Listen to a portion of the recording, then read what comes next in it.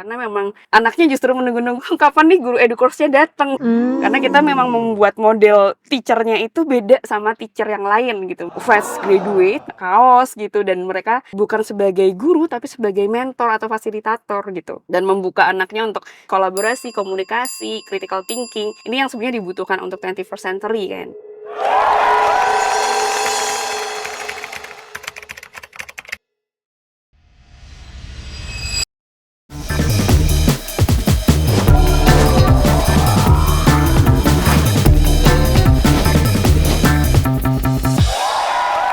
Welcome back to Carpitch Season 2, a program by Digital Hub, Sinar Maslan, and Teman Startup, where we bring startup founders pitching sessions selama 20 menit di dalam mobil bersama para venture capitalists. Mereka akan berjuang untuk mendapatkan the golden ticket. Let's see on Carpitch Season 2.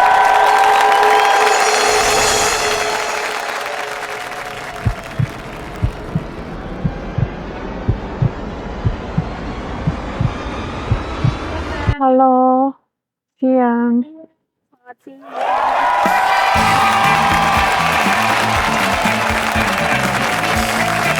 Halo semuanya, saya Mutiara Hikmah, CEO dan founder dari educourse.id. Hari ini kita akan car pitch ya, jadi kita prepare sebelumnya gimana sih cara memadatkan informasi-informasi yang akan kita sampaikan secara langsung ke venture capital, dan tentunya kita coba untuk olah bagaimana delivery-nya agar efektif gitu kita sampaikan ke venture capital nanti. Saya founder dan CEO dari educourse.id, dan alhamdulillah hari ini bisa ketemu sama Kak Adel nih. Nah, mau tanya dulu Kak Adel jurusan apa? Kuliah ya maksudnya ya? Accounting. Accounting. Masih relate nggak sama pekerjaan masa kini? Sama pekerjaan sekarang? Ya, Kak Adel? Kalau biasanya nih kalau saya tanya sama teman-teman, kadang banyak yang ngerasa salah jurusan gitu ya. Bahkan kalau kita lihat risetnya itu 80% mahasiswa di Indonesia itu salah jurusan. Nah, ternyata di Indonesia ini ada problem, yaitu senjang antara apa yang dipelajari di kuliah ataupun di ketika bangku sekolah sama yang mereka dapatkan. Ya. Gitu. Nah, tentunya ini yang membuat Indonesia itu banyak penganggurannya justru dari higher education. SMA, SMK, perguruan tinggi ini bahkan yang menyumbang paling banyak pengangguran di Indonesia. Nah, disinilah kita melihat ternyata problemnya itu bukan hanya dari siswanya aja ya. Kalau dulu kan kita belajar banyak yang dari hafalan, teacher centric banget. Ya. Nah, sekarang ada yang namanya implementasi kurikulum merdeka. Guru-guru diminta untuk belajar, tapi guru-guru di Indonesia masih tersibukkan sama masalah administrasi gitu kan ya Kak ya. Terus parentsnya juga, mereka ini pingin banget anak-anaknya dapat pendidikan yang layak, yang berkualitas, tapi sayangnya belum banyak yang mendukung nih dari guru ataupun dari sistem pendidikannya sendiri. Nah, disinilah kita hadir. Saya Mutiara Hikmah sebagai CEO dan founder, dan juga ada Pak Permata, beliau ini MVP Alibaba, Y Combinator juga, dulu founder dari Maleo Korea, startup di Korea, dan juga ada Pak Subhan, itu sudah lebih dari 17 tahun di bidang STEM industry. Nah, kita pulang ke Indonesia untuk membangun sebuah platform ini nih, platform all-in one-stop solution untuk STEM education.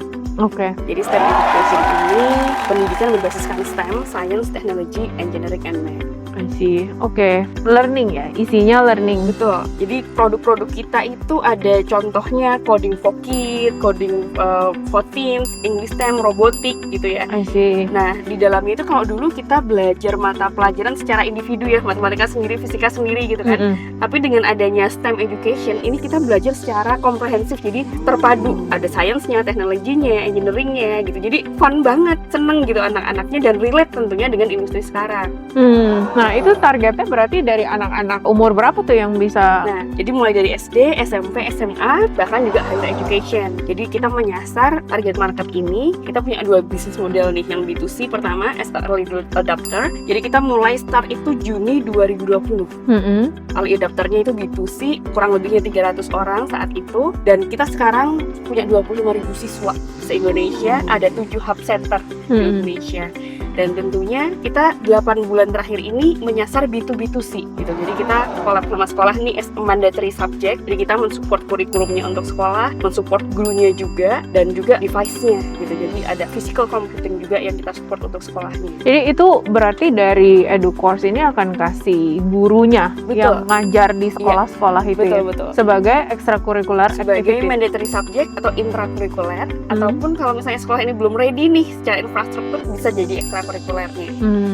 Jadi ada 130 sekolah yang udah collab sama kita dan 54 sekolahnya ini berbayar. Jadi mereka udah jadiin bagi mata pelajarannya gitu. Jadi kalau aku baca di pitch deck-nya itu kan sebenarnya dari macam-macam subjek yang diajarin itu coding ya yang paling banyak ya. Major coding, coding STEM. Coding itu coding untuk apa anak umur berapa itu? Dari usia 5 sampai 15 tahun. 5 sampai 15 tahun. Tapi yang paling banyak pakai itu apakah banyak SD, primary? SMP.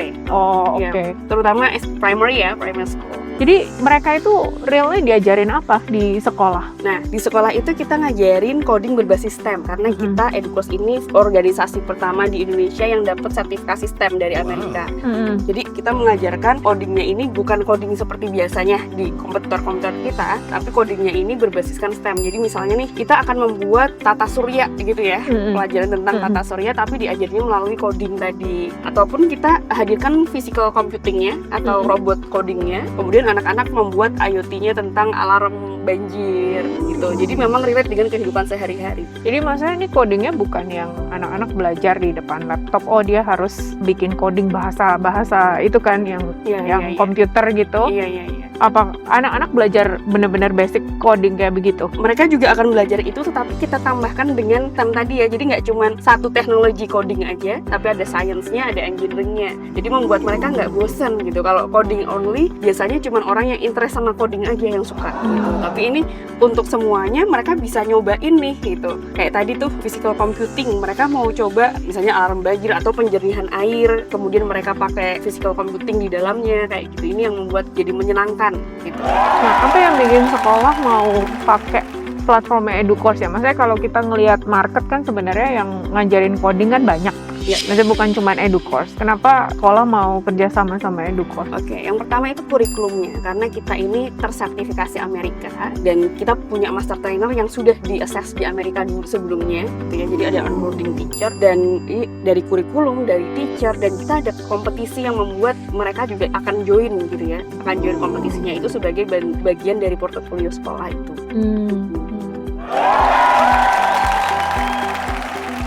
Kalau gitu, sekarang udah berapa tadi sekolah yang udah Sekolah sudah join? 130. 130 tuh di mana? 130, 25 di BSD City nih Kak. Jadi kita pilot centernya itu BSD, kita punya 2 gedung di BSD City, 25 sekolahnya di BSD, dan sisanya itu ada di 7 kota di Indonesia. Kita ada di Semarang, Surakarta, Yogyakarta, Bandung, dan Makassar. Entry-nya dari mana ya? Misalnya kalau sekolah swasta tuh kerjasama dengan yayasan, atau sekolah pemerintah berarti kerjasama dengan pemerintah setempat, itu entry-nya dari mana? Entry-nya pertama kita dari middle up school ya, middle up class school. Jadi dari yayasan dulu nih, karena memang yang bisa memungut biaya dari orang tua itu sekolah swasta. Jadi kayak early adapter for B2B2C itu dari sekolah swasta kayak gitu. Jadi kita memang mayoritas sekolah swasta, adapun sekolah-sekolah negeri ini biasanya sekolah negeri unggulan di kota-kota yang memang mereka orang tuanya well educated dan willing to pay untuk kurikulum yang lebih gitu ya, additional kurikulum ini. Sekarang berarti sekolah bayarnya based on apa? Subscription atau apa? Ya, bulanan monthly subscription itu start kalau yang jadi mandatory subject atau intrakurikuler itu 55.000 per siswa per bulan. Dan satu kurikulum berarti 1 tahun ya hitungannya? Iya, 1 tahun. Tapi kalau jadi ekstrakurikuler itu 175.000. Itu yang B2B2C. Kalau yang B2C direct to kita langsung ya di center-center kita ataupun online, 90% masih online juga gitu ya. Di center-center pun juga ada. Itu 375.000 start from. Oh, start from untuk berapa lama? Biasanya kan low coding kan ada periodnya tuh, misalnya 3 bulan, 3 bulan paketnya segini gitu. Nah, kalau ini 3 bulan itu 1 juta start from, tapi kalau per bulan 375. Tapi berarti satu komplit kurikulum 3 bulan selesai? Ya, one level. Oh, satu level. Jadi kita memang udah punya kurikulumnya tuh dari grade 1 sampai grade 12. Udah komplit semuanya. Dan itu based on yang tadi ya, dari US tadi ya? Betul. Nah, kita ini alhamdulillah udah dapat investment ya dari one of the state-owned enterprise di Indonesia, dari Telkom Indonesia. Kemudian juga dapat dari Singapura. Dan sekarang kita akan masuk ke pre-series. Oke. Pre-series, dan kita udah dapat termship nih dari one of venture capital juga dari Singapura. Baru dapat seminggu lalu. Jadi kita kemarin ke Singapura dapat termshipnya, sudah mereka ready, tapi sebagai co-follow. Gitu. Sekarang kita sedang cari lead gitu lead-nya gitu. Memang untuk $1 million. 1 juta itu divaluasi berapa ya sekarang? Nah, Kalau kemarin kita dapat terms dari mereka itu pre-valuation-nya 5,6. 5,6. 5,6 dasarnya dari GPM dan revenue. Oke. Revenue-nya sekarang berapa ya? Kalau revenue kita itu 3 bulan terakhir miliar Rupiah. rupiah. Miliar rupiah. Itu revenue dengan GPM 80%. Jadi gede banget GPM-nya. GPM 80%. Berarti cost-nya apa tuh? Maksudnya kenapa Cost-nya GPM guru. 80%? Kosnya guru dan material. Guru yang ini ya, Guru yang yang ngajar ke direct sekolah-sekolah secara itu ya. langsung, Jadi guru sekarang ada berapa guru berarti? Kalau guru tetap, jadi guru tetap ini hitungannya mereka punya 20 jam mengajar tetap per minggu gitu ya. Mhm. Itu 30. Tapi kalau yang di luar center kita itu juga ada guru freelance. Guru freelance udah ada ratusan. Tapi kalau guru tetap 30. Tadi GPM 80%. Jadi katakanlah per siswa itu ya, kalau aku pengen tahu unit economics-nya gitu, satu siswa ngikutin satu kurikulum, itu economics-nya gimana? Jadi kayak profitability-nya tuh bukan cuma sampai GPM kan, habis itu kan ada cost-cost lain kan? CM1, CM2, Iya, CM3. Nah, sampai di EBITDA ini kita sebenarnya udah positif. EBITDA udah positif. Cuman karena kita mau ekspansi lagi, sekarang kita punya 7 kota ya. Mm-mm. Dari SOM kita itu targetnya 12 kota besar. Yang 7 kota ini kita baru start 8 bulan lalu, Kak. Dan ini ternyata ini bagian dari scaling up strategi gitu. 8 kali lipat naik dalam 8 bulan ini gitu. Nah, kita mau ke 12 kota besar di Indonesia untuk ekspansi lagi. Untuk 3 tahun ini fokusnya. Oke, ngerti. Berarti ini ya, memang karena di-build separate kurikulum gitu ya. Dan itu kurikulumnya ngefek nggak? Kalau kita bicara Indonesia kan ada kurikulum yang Macam-macam. kayak ya, yang nasional, internasional Bener gitu kan. Iya, Ada yang Cambridge lah, IB lah. Nah Iya, itu iya. gimana ini? Nah, How bagus tuh, menarik. Jadi kalau di Indonesia dengan adanya Mas Menteri Kebijakan ini bagus banget. Jadi Mas Menteri ini punya kebijakan namanya implementasi kurikulum merdeka. Sekolah berhak menentukan kurikulumnya sendiri. Jadi nggak harus dipaksa pakai kurikulum nasional 2013 karena untuk pemulihan learning loss. Jadi karena pandemi karena learning kemarin loss ya. jadi justru digerakkan, ayo kamu pakai IKM ya, kamu boleh pakai kurikulum apapun yang sesuai sama sekolah kamu dan daerah kamu gitu. Mungkin kita nggak bisa pakai kurikulum 2013 di Papua gitu kan ya, karena udah nggak sesuai gitu. Nah, ini justru kita masuk ke sekolah-sekolah yang memang punya frekuensi yang sama, ingin punya world class kurikulum yang kita punya STEM ini, yang relate sama industri, yang bisa memulihkan gap kesenjangan tadi, yang menjadi jawaban dari parents tadi gitu. Nah, mereka menggunakan kurikulum ini sebagai additional kurikulumnya. Jadi some school mereka tambah nih, mungkin ada Cambridge, ada EduCourse di marketing bannernya mereka. Oh, jadi EduCourse itu jadi kayak top of mind brandnya orang gitu. Itu Betul. tujuannya kayak gitu ya. Jadi begitu ngomong STEM education itu Pasti EduCourse. EduCourse. Karena kita yang udah ngelok ya sebagai organisasi pertama di Indonesia yang udah dapat sertifikasinya nih dari Amerika, dan you can use our curriculum, dan juga kita support teachernya. Nah, kalau guru-gurunya sendiri kan ngerti kurikulumnya dari US, tapi apakah teacher-teacher yang tergabung di EduCourse itu punya capability untuk bisa deliver gitu? Iya, jadi kita ada onboarding itu sekitar 1 bulan. Bahkan sekarang kita mahasiswa yang mau lulus calon guru mahasiswa, kita punya 6 bulan gitu onboarding. Jadi kita memang sudah sesuaikan kurikulumnya dulu untuk gurunya. Kemudian setelah mereka lulus baru kita masukkan ke sekolah-sekolah binaan kita. Jadi bisa sometimes satu guru ini mengajar 5 sekolah gitu, karena mereka bukan belongs to the school tapi belongs to EduCourse gitu. Jadi ini yang menarik karena kayak sekolah ini jadi punya additional kurikulum yang nggak harus mereka buat dari awal gitu, tapi kurikulum yang standar semuanya untuk sekolah-sekolah national plus, international school ataupun sekolah yang memang unggulan gitu. Oke.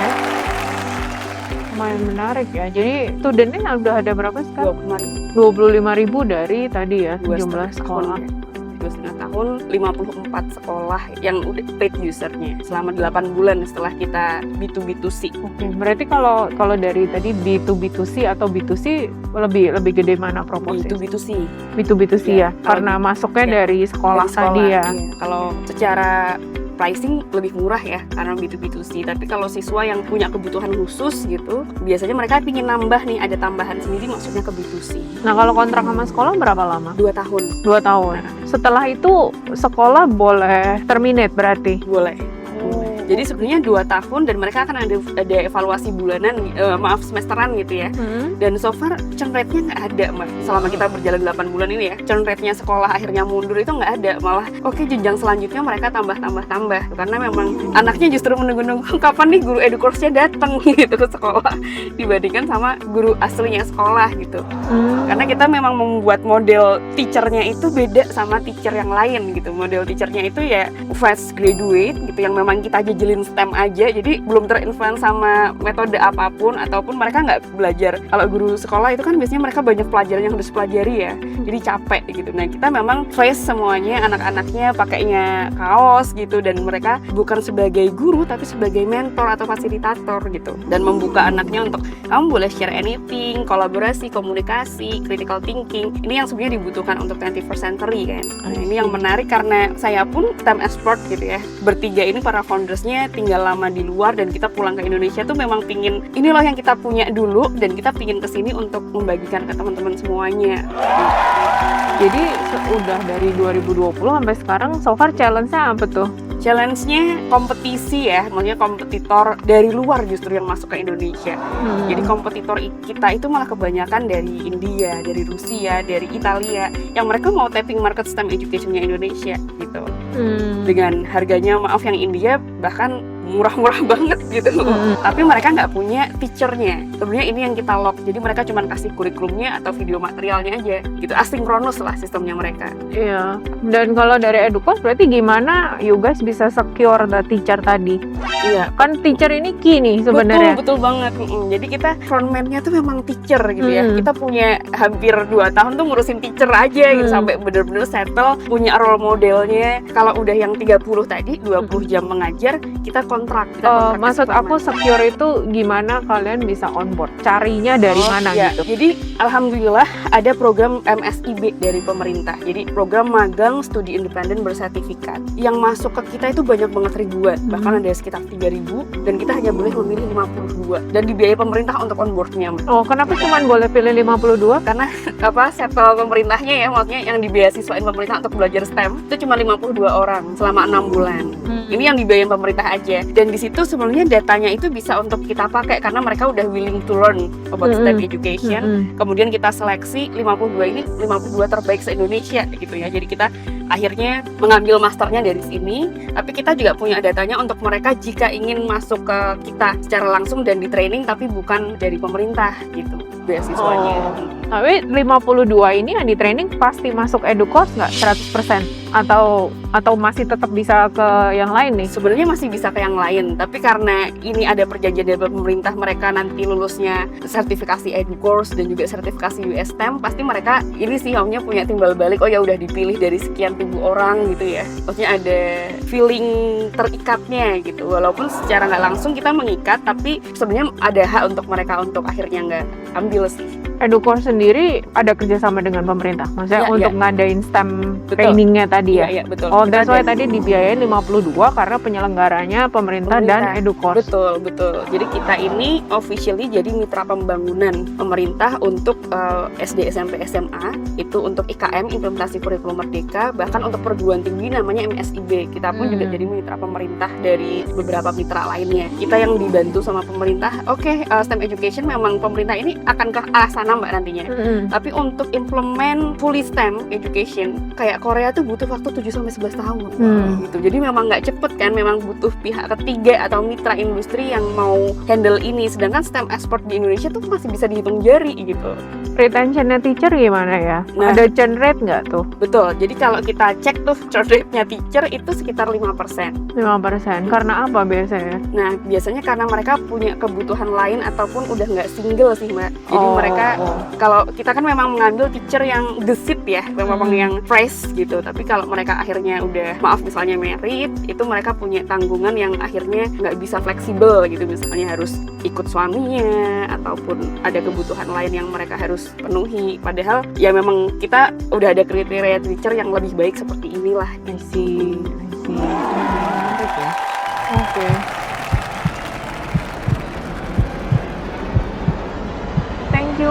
Thank you banyak Adel. ya. I think I'm interested. Wow, Nanti kita thank you banget. another time deh untuk Yes. discuss. Sure. Thank you Mbak Adel. Thank you ya. Lega, seneng banget, tapi sampai pitch deck-nya nggak kebaca sama sekali, udah pokoknya mengalir aja gitu, seru banget, dan mobilnya dingin banget. Bener-bener. Oke, untuk next-nya tentunya kita akan keep contact sama Mbak Adel, kita juga akan mempersiapkan data-data ya, khususnya data room yang akan kita siapkan untuk Sinarmas juga, dan harapannya kita juga bisa diinvest sama Sinarmas. Wey. Dari pitch-nya sih tadi I can see clearly ya bahwa si Mutia ini mau bawa EduCourse ini kemana. Jadi dari awal tuh dia udah setting the right tone, the right context bahwa ini loh produk yang di offer tuh ini, kedepannya akan jadi kayak begini. Terus nanti gimana cara dia conduct, gimana cara dia mau masuk ke sekolah, cari guru-gurunya, itu tuh buat aku sih jelas ya. Jadi kalau namanya bisnis kan supply sama demand gitu. Jadi kalau dia udah bisa tahu visionnya dari dua sisi, gimana dia bisa mau tackle dari kanan dan kiri, mungkin itu something yang good to have lah. Thank you for watching. Tungguin episode selanjutnya, atau kalau mau cek video sebelumnya bisa cek di YouTube-nya Digital Hub.